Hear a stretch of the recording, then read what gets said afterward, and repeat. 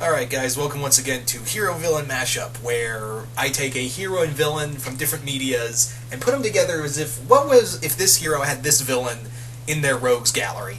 And yeah, as you can see for the title, yeah, Randy Cunningham and Bullseye. What would it be like if Bullseye had to go up against, if Randy Cunningham had to go up against Bullseye from, of course, Daredevil comics? Now, here's the thing. Bullseye, if you think for 1 second, oh, well, he's not going to kill a kid. No, Bullseye will kill a kid. In fact, there's this comic where Norman Osborn's giving a psych evaluation to Bullseye for his Thunderbolts team. This is after Civil War. And in here, Bullseye talks about how he, for no reason other than he was just trying to, he just completed a contract. For no reason, he took a kid's popsicle stick, split it in half, and killed both the kid and his father. And the only regret he had was that it was hot, and he wished he kept the popsicle stick. So yeah, Bullseye has no qualms whatsoever when it comes to killing. When it comes to killing people, there is nothing. There is no qualms to him. Doing physical harm to somebody and killing them. Now, the thing is that Bullseye is crazy, but he's crazy like a fox. So you have to understand that, Bullseye is he's incredibly intelligent, but he's so crazy at the same time. I mean, he sharpened his mind to the point where he can, he can hurt you, he can think, he can just look at you and just think, oh, that's how I can get you. So with Bullseye, with Randy, he's going to have to be on the defensive. Randy's only fought the two big things he's really fought, and he has had his own little rogues gallery here and there, but his major two villains consist of robots and people who get turned into monsters. That's really it. He's never really gone up against an opponent who can match him physically.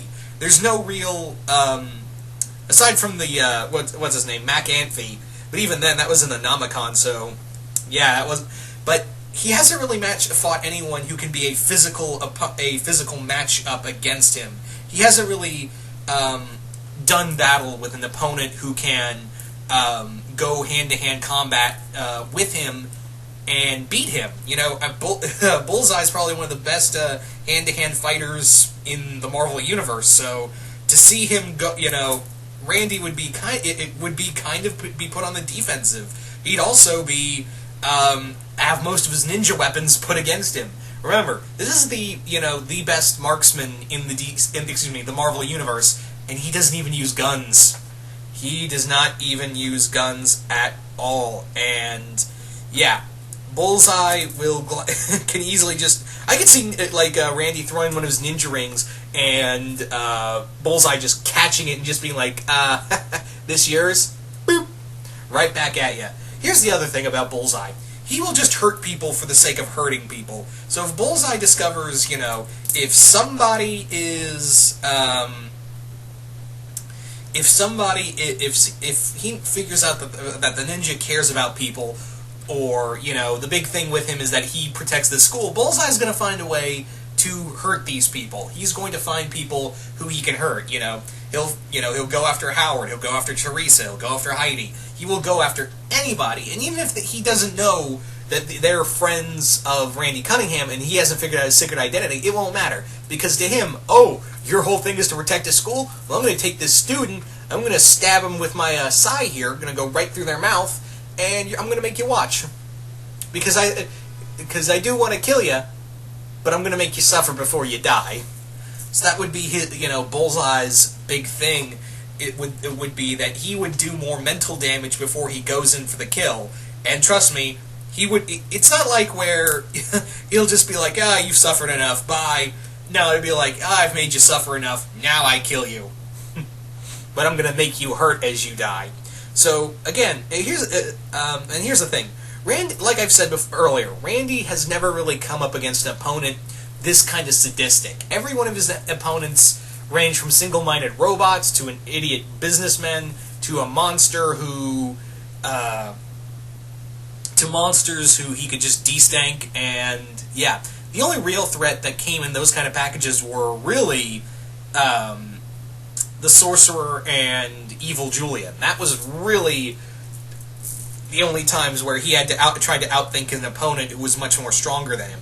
This, Bullseye has no powers, excluding the adamantium spine, but yeah, Bullseye is just can just easily outthink Randy. I mean, he could just look at it and be like, oh, we got a ninja here, he's young, he hasn't really killed anyone, he's never taken a person's life, this will be easy, I know what I'm doing here. So, yeah. That would be the big thing here, is that Bullseye is just this unexpected monster. He would make Randy paranoid. Like, he would look like at a paperclip and be like, Bullseye's coming, I know he's coming. Yeah, he would just, Randy would be looking over his shoulder most of the time, because Bullseye would just be, like, sadistically hunting him. And, just freaking him out. And you may say, well, Bullseye never really did that in the Frank Miller run. You go look at Mark Waid's run, that's kind of what he did. If you've read the arc, you know what I'm talking about with Bullseye. But yeah, so Randy has a snowball. As much as I love Randy, if Bullseye was in if Bullseye was one of his rogues galleries, if McFist hired Bullseye to take out Cunningham, there's a snowball's chance in hell that Randy would survive an encounter such as this. So, yeah, this is a pretty tragic one right here. But yeah, I'm just kind of imagining Randy holding Teresa in his arms as she has a scythe through her chest, and yeah, this would not end well for Randy. But you guys tell me, what would it be like if Bullseye and Randy Cunningham were each other's enemies? What do you think that would be like? But anyway, once again, hope you all enjoyed this, and I will see you guys later.